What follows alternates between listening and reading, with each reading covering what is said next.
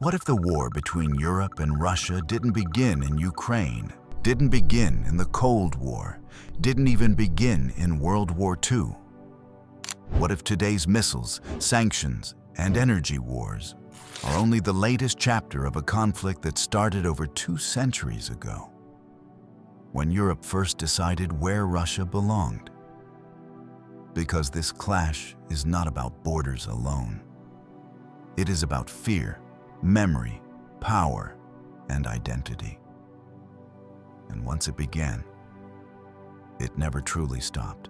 Before world wars, before ideology, the modern Europe-Russia clash begins in 1815, after Napoleon's defeat.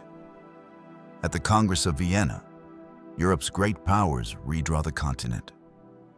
Russia emerges as a massive land empire, stretching from Paris's imagination to the Pacific reality. At first, Europe welcomes Russia as a partner, but soon fear replaces respect. Russia is too big, too unpredictable, too close. By the mid-1800s, the question is clear: is Russia part of Europe or a threat to it? The answer comes in 1853 with the Crimean War. Britain and France unite, not against Germany, not against Austria, but against Russia. For the first time, Europe fights Russia directly to block its expansion. Russia loses. But something far more important is born: permanent mistrust.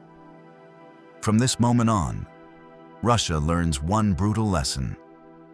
When Russia grows stronger, Europe unites to stop it.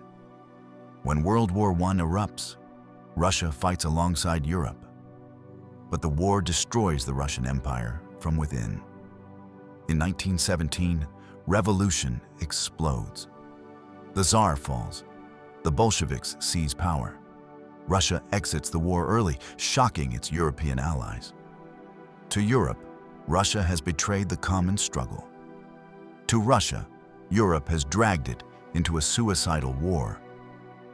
The result is historic. For the first time, Russia is cut out of Europe's political system.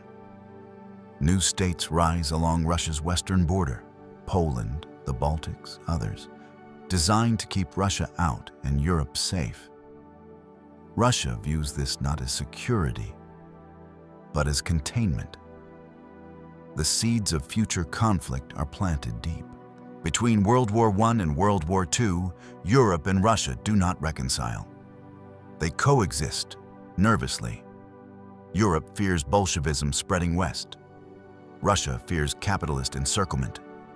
Both sides prepare for the worst. No alliance, no trust, only calculation. This uneasy pause sets the stage for something far darker. Nazi Germany invades the Soviet Union in 1941. What follows is the deadliest war Russia has ever known. More than 27 million Soviet citizens die. Cities burn. Entire regions are erased. When the war ends, Russia stands victorious, but traumatized. For Moscow, one truth is carved into history: every major invasion of Russia came from Europe. So after 1945, Russia does something decisive. It builds a wall, not of bricks, but of states. Eastern Europe becomes a buffer zone. Communist governments are installed. The Iron Curtain falls across the continent. Europe is divided, and the Cold War begins. This is where the clash becomes systemic. Western Europe aligns with NATO. Eastern Europe falls under Soviet control. Germany is split. Europe becomes the most militarized continent on Earth. But here's the twist.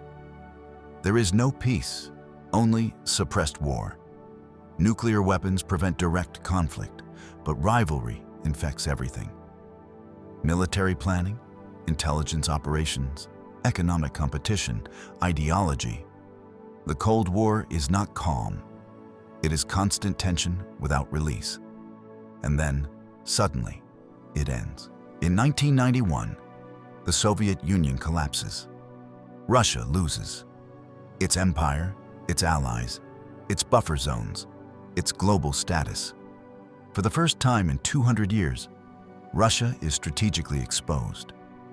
Europe celebrates the end of history. Russia experiences the loss of it. What happens next defines today's conflict. NATO expands eastward. Former Soviet allies join Western institutions. Borders once guarded by Moscow flip overnight. From Europe's view, this is freedom choosing democracy. From Russia's view, this is encirclement in slow motion. Trust collapses again, this time completely. Throughout the 1990s and early 2000s, Europe integrates, NATO expands, Russia weakens Russia, protests diplomatically. Europe dismisses those concerns. By 2008, Russia sends a message in Georgia. Expansion has limits. Europe hears it, but does not fully believe it. The confrontation pauses, but does not end. Ukraine is different. It is not just a neighbor. It is history, culture, security, all combined. When Ukraine moves decisively toward Europe in 2014, Russia responds with force.